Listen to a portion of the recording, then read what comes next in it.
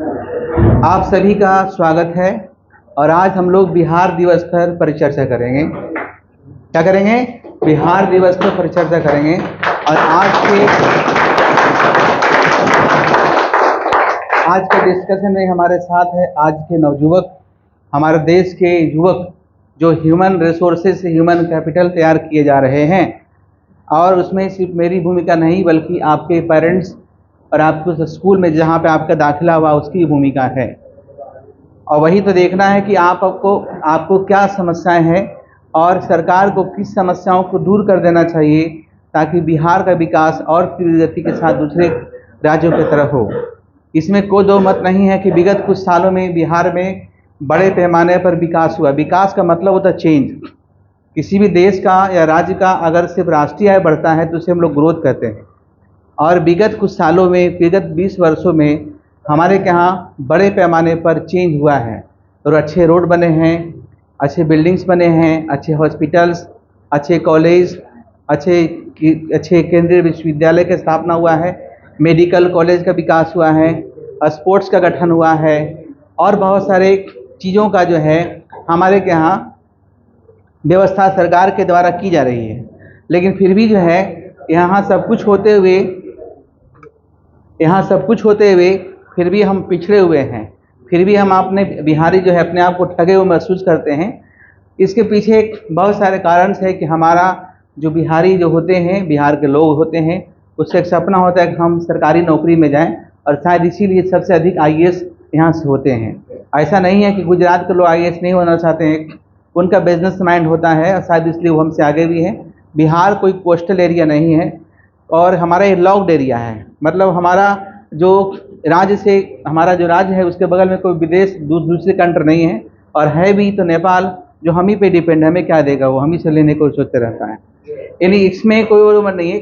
हमारा एक locked area है तो ज्योग्राफिकल रीजन भी बहुत एक हमारा कारण है। और हमारे जो शुगर इंडस्ट्री है वो बेकार पड़ा हुआ है। लेकिन याद करो जब हमारा देश को आज़ादी मिला था उसमें जब आप इतिहास पढ़िएगा उस इतिहास में पाइएगा कि बिहार का जो रैंक है 4th रैंक था आज़ादी के वक्त। लेकिन आस्ते आस्ते हम आगे बढ़ने के बजाय पीछे चलते चले गए। इसके पीछे क्या कारण है? हमारे no doubt number of school हैं, कॉलेज हैं, लेकिन टीचर की कमी है। इस टीचर की अच्छे टीचर्स हों, अच्छे हॉस्पिटल, अच्छे डॉक्टर्स हों, इन सभी की कमी है। हमारे यहाँ बहुत सारे इंडस्ट्री भी थे, इंडस्ट्री बंद पड़े हुए हैं। और जब हमारे यहाँ 2000 बंटवारा हुआ बिहार झारखंड का तो जो थोड़ा बहुत इंडस्ट्री था वहाँ उधर चला गया, उसके बदले हमें कुछ मिल नहीं पाया। तो बहुत सारे कारण से जहाँ पे बिहार पिछड़ते चले जा रहा है। लेकिन अब हमारे जो कृषि क्षेत्र है उस कृषि क्षेत्र को ही विकसित कर हम आगे की ओर बढ़ सकते हैं। नो डाउट पूरे दुनिया में सबसे अधिक ह्यूमन कैपिटल का जो सप्लाई है वो बिहार से होता है। ह्यूमन कैपिटल का मतलब पढ़ा लिखा प्रोफेसर, डॉक्टर, इंजीनियर बिहार से, मतलब बिहार ओरिजिन के होते हैं। बिहार के लोग होते हैं, दिल्ली में पढ़ते हैं, मद्रास में पढ़ते हैं, इलाहाबाद में पढ़ते हैं, विदेशों में पढ़ते हैं, लेकिन उनका ओरिजिन क्या होता है? बिहारी होता है। लेकिन फिर भी हम लोग पीछे हैं। हम दूसरे कंट्री जाते हैं या खासकर दूसरे राज्य जाते हैं तो दूसरे कंट्री छोड़ दीजिए, लेकिन अपने राज्य में ही हम लोग को जो है लोग जो है हीन दृष्टि से देखते हैं।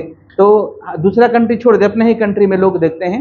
हालांकि बहुत सारे राज्य में सुधार भी हो रहा है। जिस तरह से विगत कुछ वर्षों में हमारे यहाँ बिहार में भी कृषि में जबरदस्त सुधार देखने को मिला है। बिहार में बहुत सारे हाइड्रोपोनिक प्लांट फार्मिंग किया जा रहा है। मैं अभी आपको बता दूं 16 मार्च को मैंने एक इंटरनेशनल कॉन्फ्रेंस में बिहार पे एक केस स्टडी किया था, hydroponic plants farming in Bihar for sustainable development, जिसपे फर्स्ट प्राइज भी आपको मिला था। तो सोचिए बिहार में हाइड्रोपोनिक प्लांट फार्मिंग के बारे में लोग नहीं जानते हैं। तो छत के ऊपर भी लोग मंथली अपना खेती करके मंथली 40,000 रुपये 50,000 रुपये कमा सकते हैं। तो ऐसे बहुत सारे चीज़ हैं जो आपको डिस्कस करना है, डिस्कस आप ही को करना है। पर हम आपको रास्ता बताएंगे, जहां दिक्कतों को बताएंगे, और हम शुरुआत करेंगे दोनों तरफ से, महिलाओं, लड़कियों को और लड़कों को, यानी कि मेल और फीमेल दोनों स्टूडेंट्स को हम बोलने का मौका देंगे और अपने अपने विचार रखेंगे कि सरकार को और क्या करना चाहिए। वैसे सरकार महिलाओं पे मेहरबान है, स्कूल में फ़ी नहीं लगता है, मैट्रिक पास करो पैसा, इंटर पास करो पैसा, ग्रेजुएशन पैसा, यूपीएससी बीपीएससी तैयारी करने के लिए पेमेंट पैसा मिलता है। तो इसमें सरकार की तारीफ काबिल है। क्योंकि होता क्या है, किस कारण से जो है महिलाएं आज पुरुष के साथ बगल में बैठ के काम करने के लायक है और काम करना कर भी पा रही है। और नहीं तो पहले क्या होता था कि अगर ये सुविधा नहीं होती थी तो हमारे के यहाँ ग्रामीण क्षेत्र में खासकर लड़कियों को पढ़ाने पर पेरेंट्स उतना ध्यान नहीं दे पाते थे एज कंपेरिजन टू हमारा मेल स्टूडेंट। तो चलिए हम लोग शुरू करते हैं। सबसे पहले सरिता बताएगी कि बिहार के विकास में क्या कमी रह गई है, सरकार को और क्या करना चाहिए।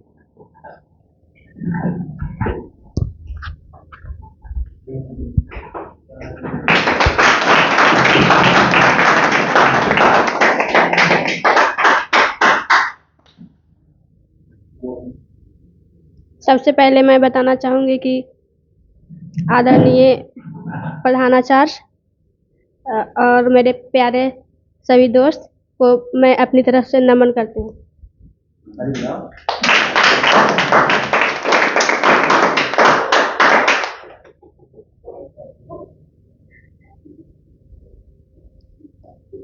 बिहार का विकास के लिए 2 शब्द बोलो।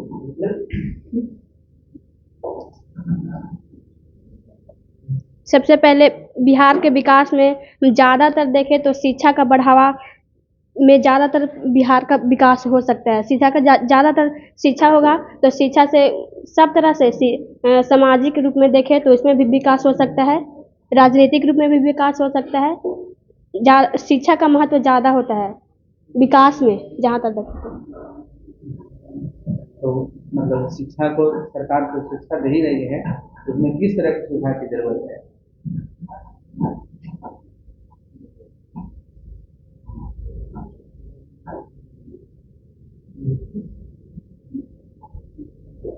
अच्छा, जब आप स्कूल कॉलेज में पढ़ती हैं तो कॉलेज में पढ़ती हैं तो कोई तो समस्या होता होगा। क्या समस्या है, बोलो बोलो बोलो। पहले कॉलेज तो मैं उतना जाती नहीं डेली, लेकिन काम से जाती हूँ तो उसमें भी टीचर मतलब कि कुछ काम होता है तो करते नहीं, बहुत डांटते हैं। और डेली जाने का रीजन भी होता है कि क्यों नहीं जा रहे हैं, तो डेली पढ़ाई नहीं होता इसलिए नहीं जाते हैं। इन समस्या बता रहे थे। देखो, एक समस्या है बिहार में, कॉमन चीज़ें बहुत सारे स्कूल कॉलेज में, और इस सरकार से रिक्वेस्ट है कि इस चीज़ को सुधारे। बहुत सारे कॉलेज में, विश्वविद्यालय में बच्चों से पैसा लिया जाता है कुछ हर के छोटे बड़े काम के लिए, प्रैक्टिकल का मैटर हो या मार्क्स में कुछ सुधार करना हो या नाम में कुछ सुधार करना हो। ये समस्याएं हमारे के यहाँ बिहार में बहुत बढ़ चढ़ा, हालांकि नहीं, बहुत सारे ऐसे विश्वविद्यालय हैं जैसे पटना विश्वविद्यालय में ये शिकायत नहीं के बराबर है, एकदम नहीं है। यहाँ आपको पैसा को नहीं मानते हैं। पटना वुमेन्स कॉलेज है, मगध महिला कॉलेज है, यानी पटना में जितने सारे कॉलेज है यहाँ पे इस तरह के डिमांड लोग नहीं करते। एक डर है कि क्योंकि इसलिए कि यहाँ के लोग भाई जागरूक हैं। तो अब ये समस्या को तुम्ही को दूर करना होगा आने वाला कल, क्योंकि development is long run process. तो जब आप कैसे आवाज़ उठाई जान रहे थे लेकिन नहीं बोल पा रहे थे, यही समस्या है। इसी समस्या को दूर करना होगा। तब बिहार का विकास मीन्स क्या, चेंज। विकास मीन्स क्या, सेक्रीफाइस। यदि हर लोग सोचेंगे कि हम क्या मतलब है तो कैसे विकास होगा। तो यदि आप आवाज़ उठाएंगे तो आपके पीछे लोग चलेंगे। और जान लीजिए, जब आपका क्रिटिसाइज होना शुरू हो जाए तो समझिए आपका विकास हो रहा है। जब आवाज़ उठाते हैं तो आपको 10 लोग डांटेंगे, तारीफ 10 लोग डांटेंगे, तारीफ 1 ही 2 लोग करेंगे। लेकिन उसी तरह के जैसे जब भगत सिंह इस तरह के स्टेप उठाए होंगे, डॉक्टर सुभाष चंद्र बोस इस तरह का स्टेप लिए होंगे, IPS यानी सिविल सर्विसेज क्वालिफाई कर इस तरह काम कर रहे हो, तो क्या लगता है उनके परिवार उनको मालपुर तो नहीं, विरोध करना पड़ा होगा। इतिहास में भले ही उनका बड़ा नाम है, लेकिन पारिवारिक या हमारा सामाजिक समस्याओं से हमें झेलना ही पड़ता है। Thank you Sarita.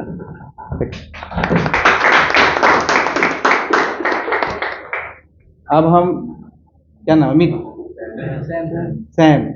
सैम को बोलेंगे कि बिहार के विकास के लिए 2-4 शब्द बोले कि देखिए बिहार तो विकास कर रही है और कैसे करे, तेजी से कैसे करे। चलो सैम बताओ, चेहरा दिखा दो।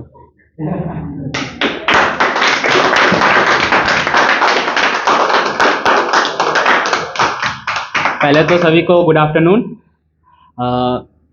आज बिहार दिवस है, तो सर के हिसाब से बताना है कि बिहार में विकास और तेज़ी से कैसे हो। तो सबसे पहले तो एजुकेशन के क्षेत्र में, जैसे कि सरकार ने कॉलेजेस बनवा दिए, हॉस्पिटल्स बनवा दिए, बट वो जो एक एजुकेशन सिस्टम होता है इसके अंदर वो बिल्कुल उसमें बहुत ज़्यादा ही लूप होल आ चुका है, जिसकी वजह से जो क्वालिफाइड, जो एलिजिबल होते वो नहीं हो पाते, और रजिस्ट्रेशन और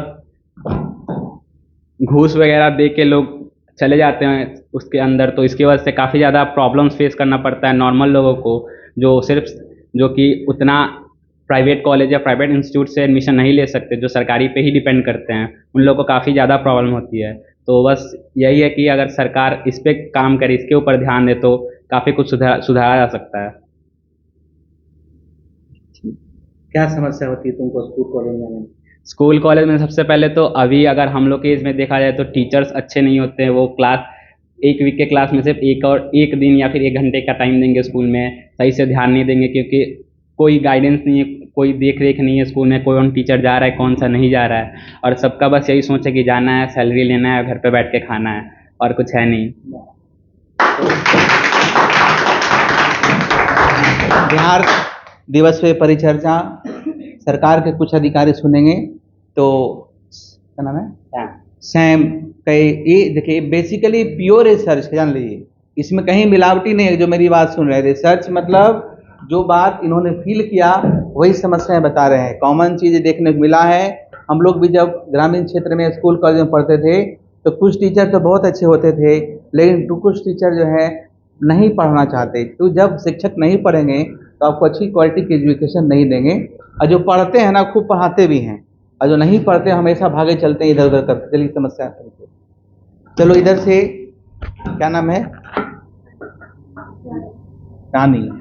रानी अपना जो अनुभव है बताएगी। इसे किस तरह की समस्याएं समाज में, स्कूल में, हॉस्पिटल में, कॉलेज में देखने को मिलता है, जिसे अगर सुधारा जाए तो बिहार का विकास और तीव्र गति के साथ होगा। रानी बोलो। Good morning to all of you.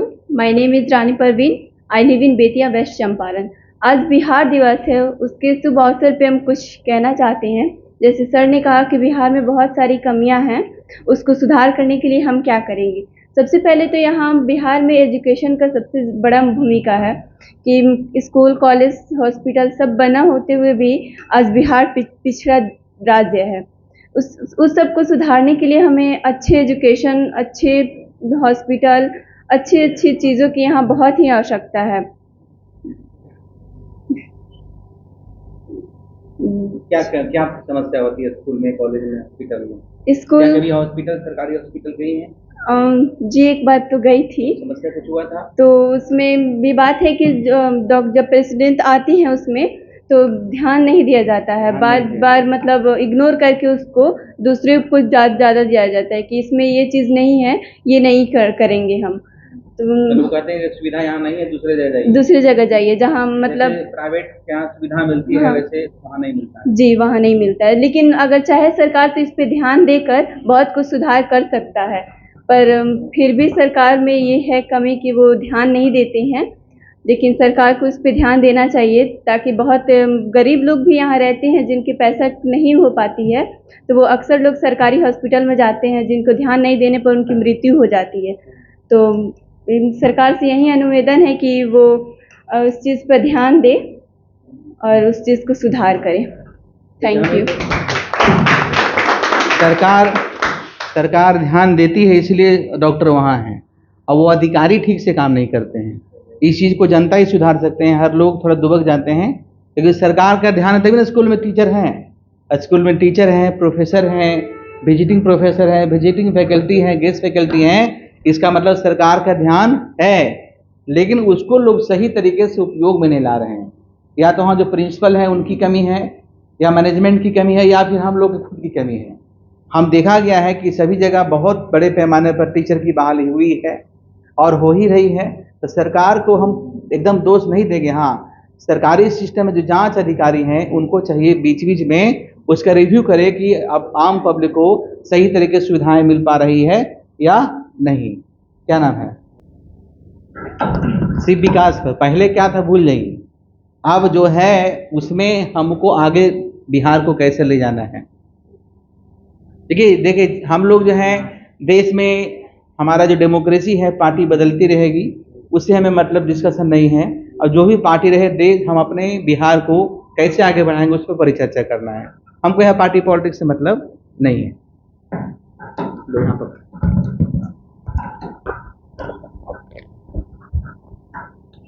मेरा नाम मोहित पांडे है। मैं आज बिहार दिवस पे 2 लाइन बोलना चाहता हूँ कि बिहार को कैसे आगे बढ़ाया जाए।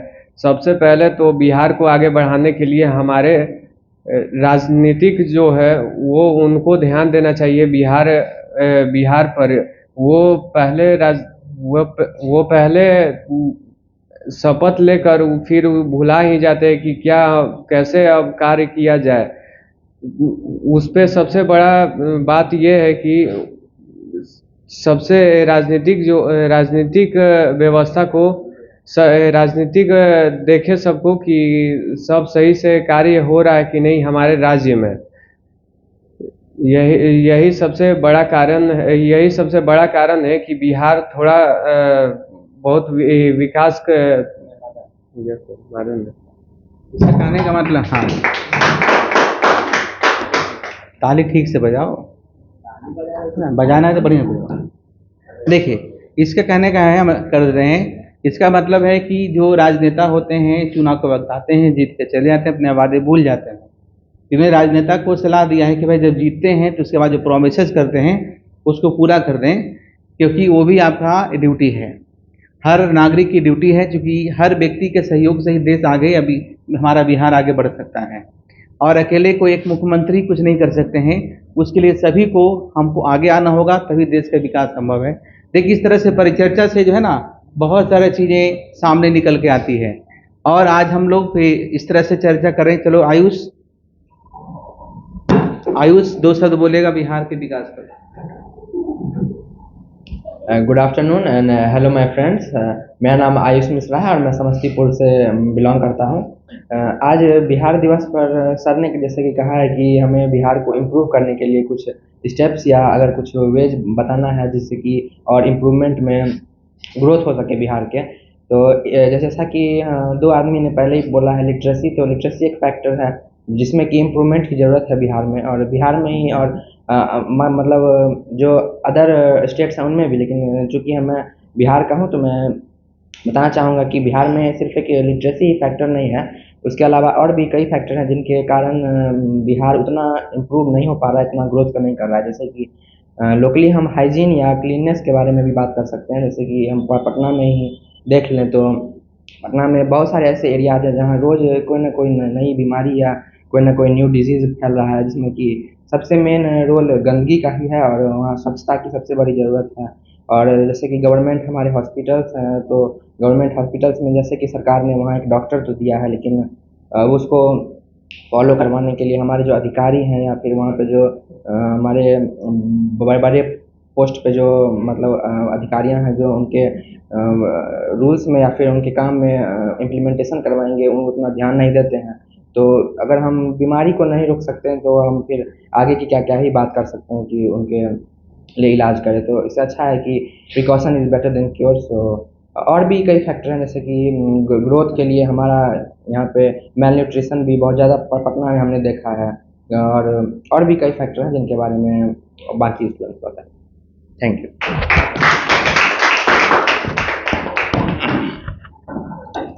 चलो, इस पे क्या नाम है, सरिता जो है अब बोलेगी बिहार के विकास पर 2 शब्द।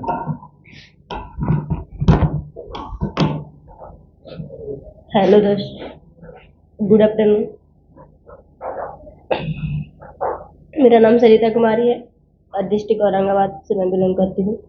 देखिए, सर ने कहा कि बिहार के विकास में क्या योगदान हो सकता है, तो यहाँ पे कुछ दोस्तों ने बोला हेल्थ, एजुकेशन। कोई भी राज्य को विकास करने या देश को विकास करने में 5 गो इंफ्रास्ट्रक्चर की ज़रूरत है। अगर ये 5 इंफ्रास्ट्रक्चर को पूरा हो जाए, उसका यूज भी सही से हो, तो कोई भी राज्य पिछड़ा नहीं हो सकता है। जैसे हेल्थ हो, एजुकेशन हो, एनर्जी हो, ट्रांसपोर्टेशन हो, कम्युनिकेशन हो। Sorry sir, thank you sir. देखिए, एक्चुअली है कि जब आपको माइक मिलती है तो आप अपनी आत्मा को सुने कि क्या आपको रियली में फेस होता है प्रॉब्लम। समस्याएं हर जगह रहेगी, इसीलिए कहते हैं हम लोग किसी पॉलिटिकल पार्टी में डिस्कशन नहीं करके कोई भी पार्टी हो कि अगर ऐसा होता तो पार्टी बदलते के साथ समस्याएं भी चेंज हो जाता, मतलब कि समस्या सॉल्व हो जाता, ऐसा है नहीं। समस्या है, लाइफ है तो समस्या है, और उस समस्या को कैसे दूर करना है इस पर ही हम लोग आज डिस्कशन कर रहे हैं। ये बहुत ही ब्रीफ डिस्कशन था। अब आज आप लोग का पहला दिन है, फिर इस तरह से डिस्कशन सीखिएगा तो हम लोग आगे डिस्कशन कंटिन्यू करेंगे। आगे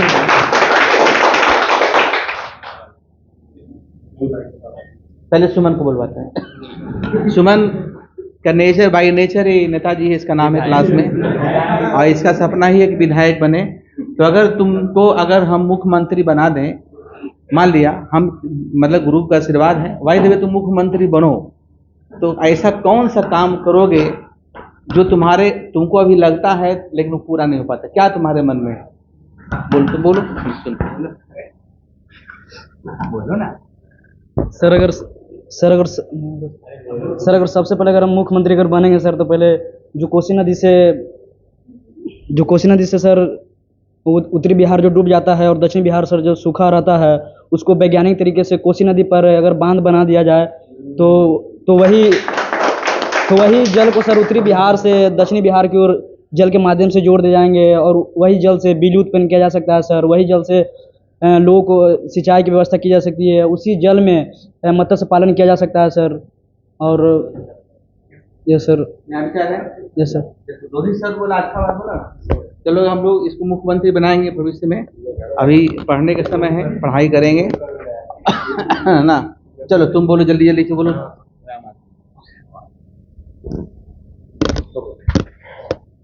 किसी भी राज्य को डेवलप करने के लिए उसमें एजुकेशन एक महत्वपूर्ण भूमिका होगा।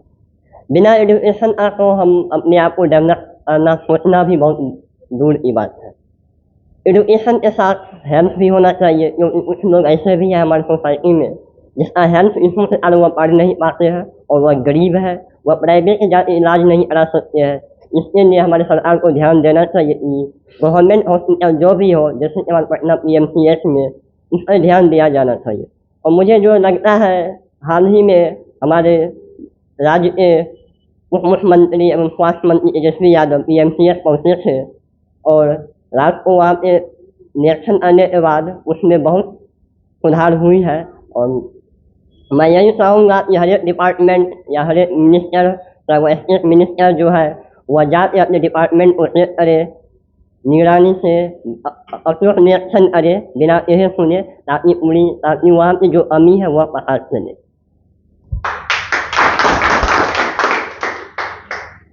चलो आज परिचर्चा छोटा है, सबको मौका दे रहे हैं। चलो बोलो, तुम नाम बोलो। नाम? मेरा आयुष आनंद बहुत अच्छा लगा है पढ़ने में, और इसका दिमाग भी तेज नया नया चीज़ सोचता है। तो हम चाहेंगे अब बिहार के विकास के लिए 2 शब्द कहें। मेरा नाम आयुष आनंद है, मैं समस्तीपुर से बिलोंग करता हूँ। यहाँ पे जितने भी सब फ्रेंड्स लोगों ने बताया कि एजुकेशन, हेल्थ इंफ्रास्ट्रक्चर और हाइजीन और क्लीननेस को बताया, लेकिन ये सब के अलावा एक मेन काउज है जो कि है कास्ट। यहाँ पर अगर कास्ट बेस्ड जो इलेक्शंस होते हैं, मतलब कास्ट पे हम लोग जब इलेक्शन के टाइम पे या किसी भी टाइम पे हम लोग कास्ट पे बढ़ जाते हैं।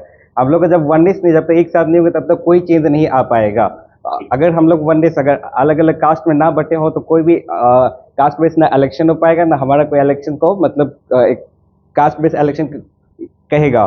तो हमको सबसे पहले कास्ट में ना बटकर एक वननेस की फीलिंग लानी होगी, उसके बाद ही हम कोई भी डेवलप स्टेट्स के बारे में सोच सकते हैं। एजुकेशन बेहद एक इम्पॉर्टेंट रोल प्ले करता है। एजुकेशन के कारण ही एक यूथ का वहाँ का डेवलपमेंट होगा, तो वहाँ के न्यू आइडियोलॉजीज और न्यू पीपल्स वहाँ पे मतलब न्यू प्रोफेशंस वगैरह इमर्ज होंगे। आज बिहार को सिर्फ और सिर्फ IAS के लिए जाना जाता है, लेकिन जब हम लोग देखेंगे कि एक नए नए एजुकेशन को अपॉर्चुनिटीज़ मिलेगा स्टूडेंट्स को, तो वहाँ पे और बहुत सारे प्रोफेशंस का इमर्ज होना शुरू होगा। यहाँ पे प्राइवेट इंडस्ट्रीज वगैरह कुछ नहीं है, सिर्फ और सिर्फ एक गवर्नमेंट जॉब का ही जरिया है। लेकिन गवर्नमेंट जॉब में भी बहुत सारे देखा जाता है कि पेपर लीक वगैरह हो जाता है। मतलब एक गवर्नमेंट जॉब जरिया है, लेकिन उसमें भी पेपर लीक हो जाता है। तो बहुत सारे लोगों को इससे भी बहुत परेशानी होती है। लेकिन तो इसी में हम सुधार करने की आवश्यकता है। हम इसी में कहेंगे कि जितने भी पेपर लीक्स होता है, अगर इनको रोक दिया जाए अगर देखा जाए तो बिहार में एम्प्लॉयमेंट सबसे ज़्यादा है। अगर कहीं 30,000 वैकेंसी निकलती है तो लोग वहाँ करोड़ों के लोग वहाँ की संख्या में यहाँ पे फॉर्म भरे जाते हैं। सिलेक्शन बहुत कम का ही होता है लेकिन फॉर्म बहुत लोग भरते हैं यहाँ पे। तो देखा जाए बहुत ज़्यादा एम्प्लॉयमेंट है, अनएम्प्लॉयमेंट है यहाँ पे। तो हम इस अनएम्प्लॉयमेंट को दूर करने के लिए सिर्फ एक सरकारी नौकरी ही नहीं लेकिन और भी बहुत सारे अपॉर्चुनिटीज़ को यहाँ देना चाहिए। हम इसी के साथ अपनी बात कर रहा हूँ। Thank you.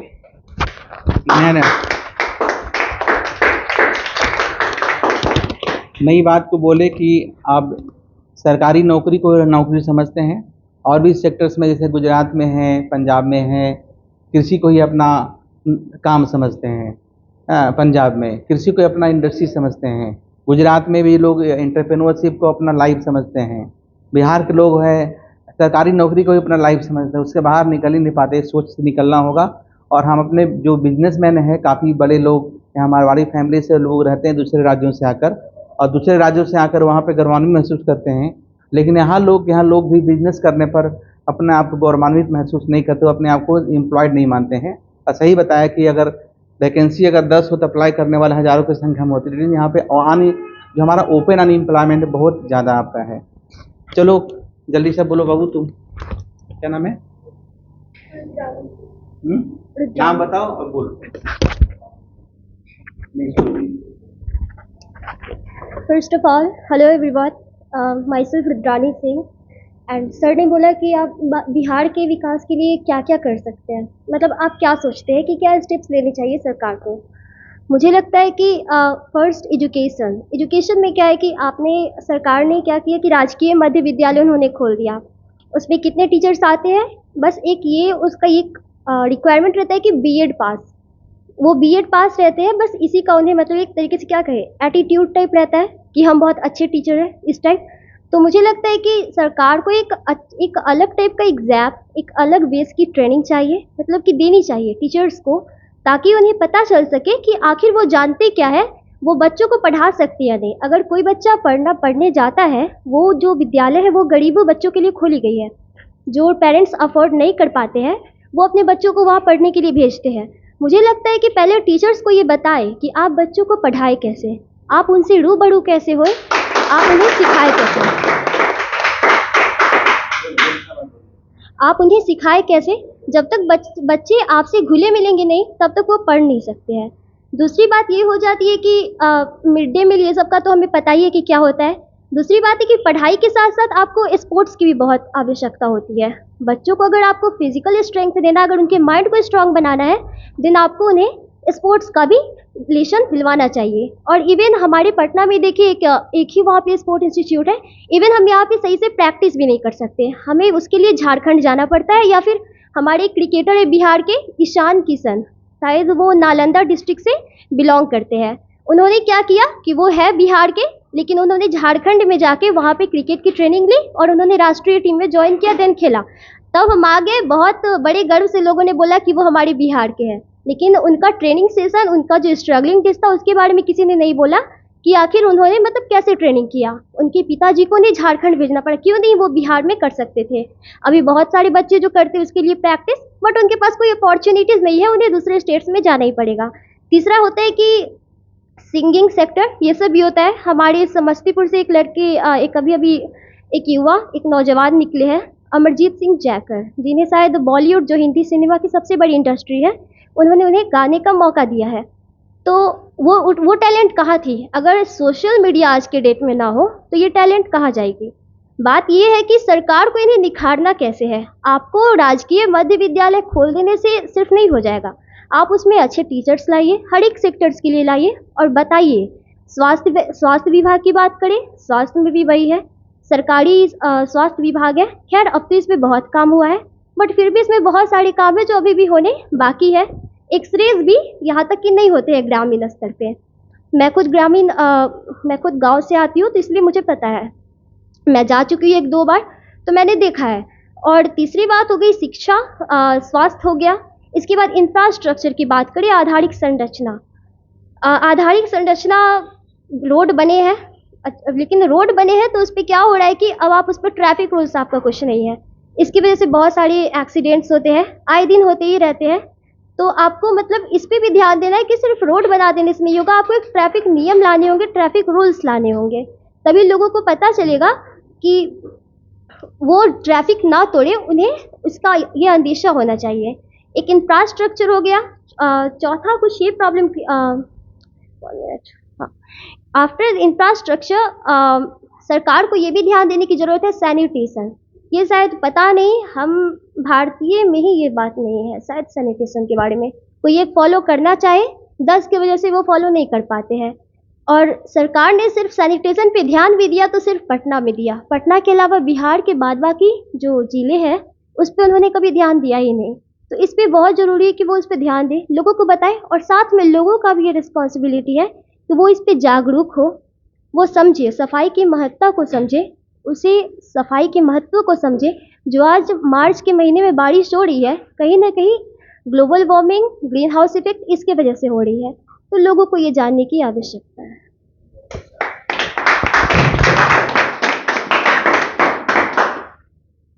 बहुत अच्छा, इसके लिए एक बार बढ़िया से ताली हो जाए। जिस तरीके से आईएएस एग्ज़ाम पास करने के बाद उन लोग को 1 साल की ट्रेनिंग होती है, तब वो जाते हैं काम करने के लिए, तो उसी तरीके से जो शिक्षक बनते हैं उनको ज्वाइनिंग के बाद 6 महीना 1 साल की ट्रेनिंग होनी चाहिए। और हम तो समझते हैं कि शिक्षा का यानी कि टीचर्स रिक्रूटमेंट के लिए भी इंडियन एजुकेशन सर्विसेज होना चाहिए। जिस तरीके से इंडियन रेलवे सर्विसेज होता है, इंडियन रेवेन्यू सर्विसेज होता है, इंडियन फॉरेन सर्विसेज होता है, तो जब इंडियन एडमिनिस्ट्रेटिव सर्विसेज होता है, इंडियन पुलिस सर्विसेज होता है, तो why not Indian education services. और इस तरह से क्वालिफाई कर अच्छे टीचर जाएंगे, एक तो क्वालिफाई करेंगे, फिर समझेंगे, चूँकि उनको टीचर बनना है तो टीचर बनने के सारे गुण उन्हें पढ़ाए जाएंगे, ट्रेनिंग दिए जाएंगे, तब वो बच्चों के बीच जाते हैं। उनको कभी ये ना लगे हम उसको पढ़ा के एहसान कर दे रहे हैं, स्कूल में जाएँ, कॉलेज में जाएँ, तो लगता है ऐसा नहीं। सही इन्होंने जो भी कहा बहुत कुछ हम लोग भी इससे सहमत हैं, और इस तरह की समस्याओं को देखने को मिलता है।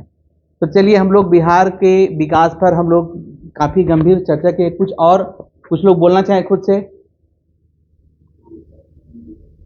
हाँ, दोनों तरफ से, चलो जल्दी से बोलो क्योंकि इसके बाद क्लास है।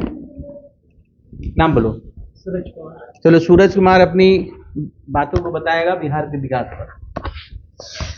I am Suraj Kumar from Aurangabad. जैसा कि हम लोग जानते हैं कि आज 22 मार्च है और बिहार दिवस है, और यहाँ हम लोग देखें कि सभी बच्चे ने कुछ न कुछ बताया है कि बिहार को विकसित करने के लिए क्या क्या ज़रूरी है और क्या क्या ज़रूरी नहीं है।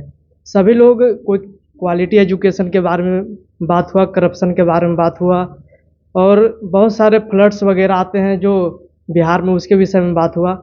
लेकिन हम लोग ये भी देखेंगे कि बिहार में क्वालिटी एजुकेशन ना होने के कारण बच्चे दूसरे जगह से पढ़कर आते हैं और कुछ जॉब पा लेते हैं या कुछ अच्छा करने के बाद बिहार में नहीं रहते हैं, बिहार छोड़कर कोई अलग देश चले जाते हैं या अलग राज्य चले जाते हैं, जिसके कारण बिहार में सबसे पहले विकास नहीं होता है। विकास ना होने का कारण है कि जो पढ़े हैं वो सब यूटिलाइज करते हैं दूसरे राज्य में, दूसरे राज्य को विकसित करते हैं। बिहार में तो कुछ विकसित वो अपने अनुसार कर नहीं पाते हैं। और जहाँ तक रहा विकास करने की बात, तो यहाँ हम लोग ये भी देखेंगे कि सिर्फ एक सेक्टर को ही बढ़ावा देने से विकास नहीं हो सकता है।